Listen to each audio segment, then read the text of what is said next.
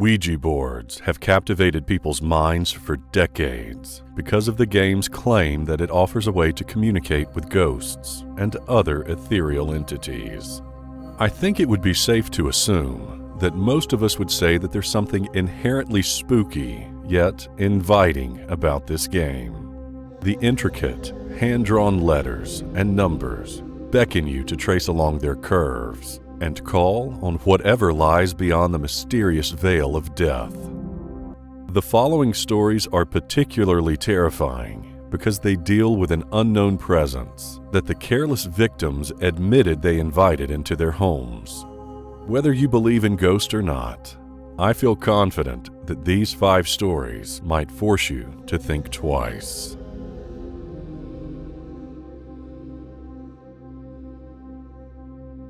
Mattie and Jamie. As kids reach a certain age, it can get tougher to keep them in line. Even with their best effort, parents can't control what their children are doing, which can sometimes have grave consequences. In 1977, Mattie and Jamie were just 12 years old and began to frequently mess around with the notorious Ouija board. Just like a lot of other children their age, they wanted to get in touch with a spirit.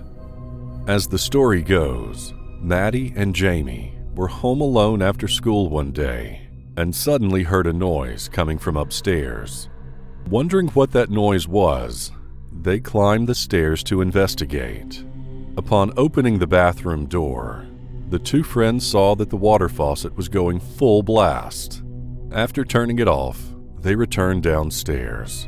However, the same noise happened once again, just a few minutes after the first incident.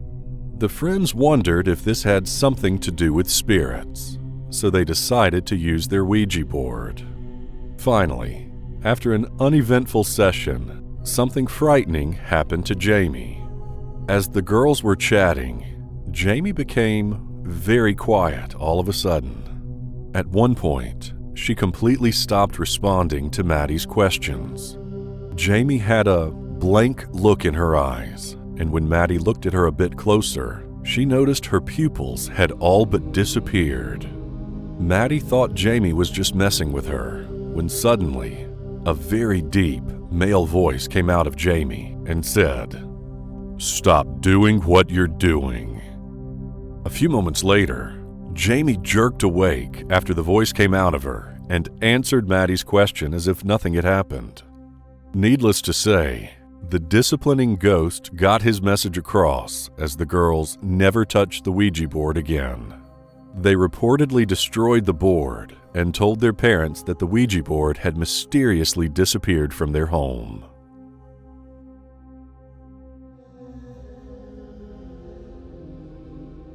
Angela's story.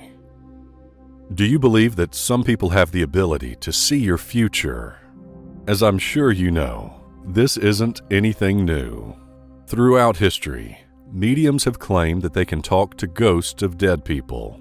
Whether you believe in this or not, there's one girl's story that might force you to think twice about trying to connect to the other side.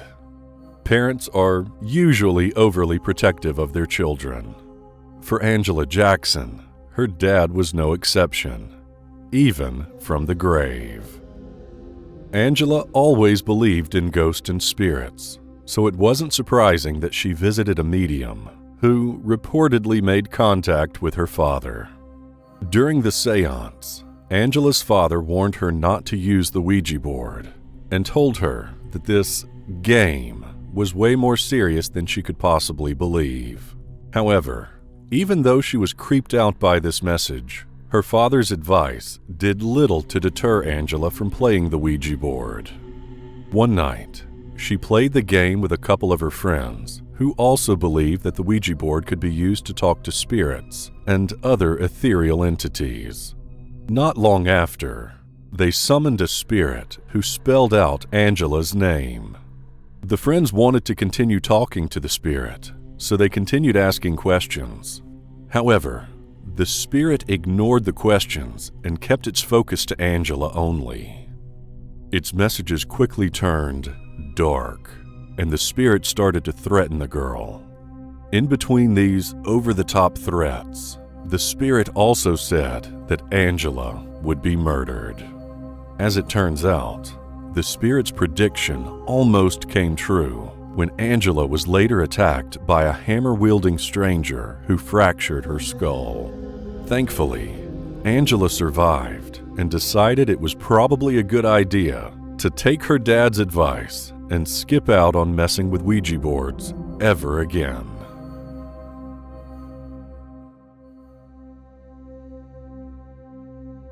The Ouija board crime.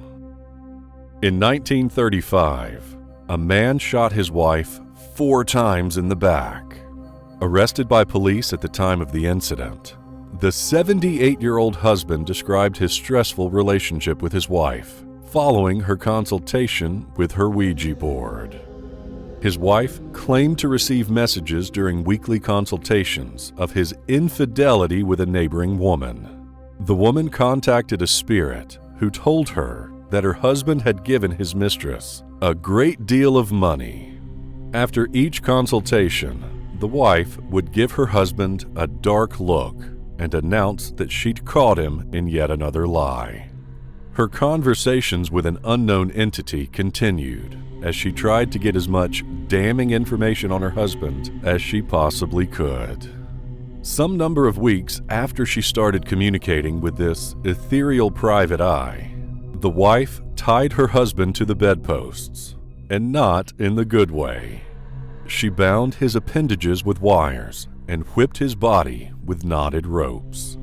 She used a burning poker to wound him and stabbed him in the shins with a knife.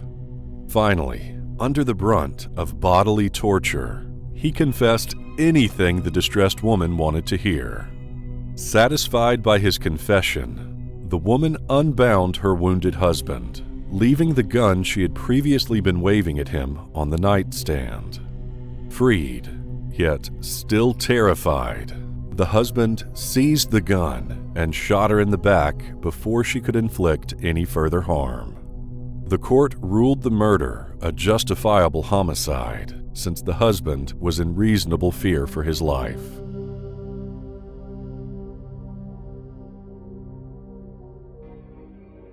Pam's Story.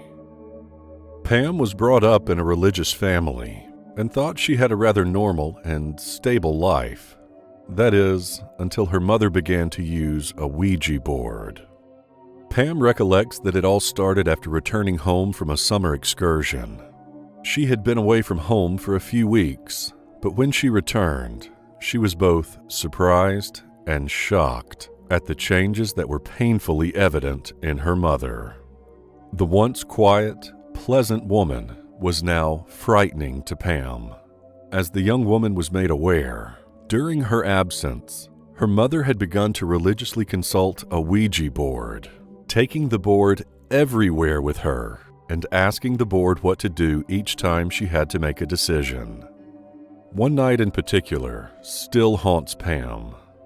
She remembers having an unusually hard time falling asleep because she couldn't shake that pesky, daunting feeling of being watched, even though there was actually nobody else in her room.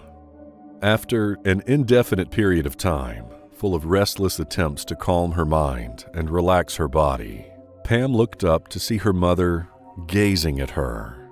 She told her mom about her creepy feelings and admitted that she was afraid for no good or apparent reason. She also admitted to her mother that she hoped God was watching over her, but her mother started to laugh.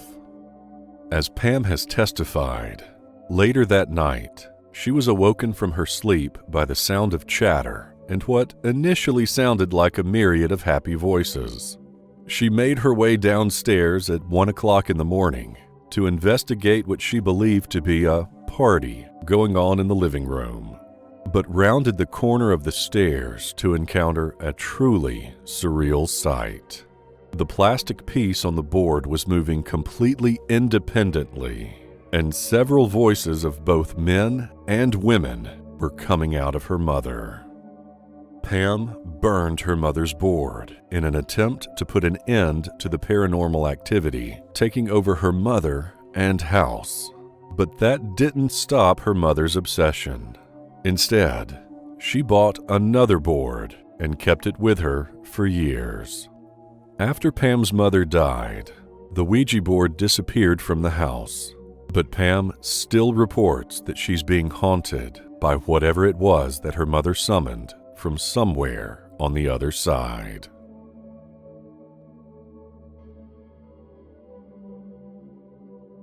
Michael.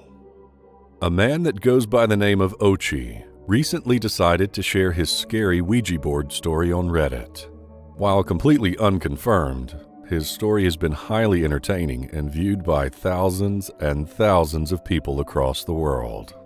He said that his first and last experience with this occult object happened when he was 13.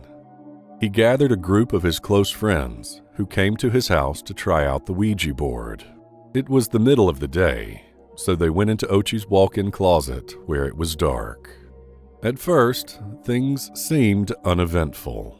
Eventually, a spirit named Michael stepped forward. As CO.AG described, each of the friends started asking questions. The more they started talking to Michael, the more it was apparent that none of them were pushing the navigator around. One of the friends asked the spirit where it was in the present moment. It started to spell C-L-O-S. When one friend hit the navigator off the board, started freaking out, and screamed, "Closet! He was spelling closet!" The friend who freaked out wanted to stop, but the rest of the group insisted on talking to Michael. After the navigator was once again placed onto the board, the group apologized for interrupting the spirit. However, Michael was not happy. CO.AG asked Michael what he was going to do in the closet. The spirit started to spell K-I-L, which is when another of the friends threw the navigator off the board. This group got really freaked out, and understandably so, and ran out of the closet.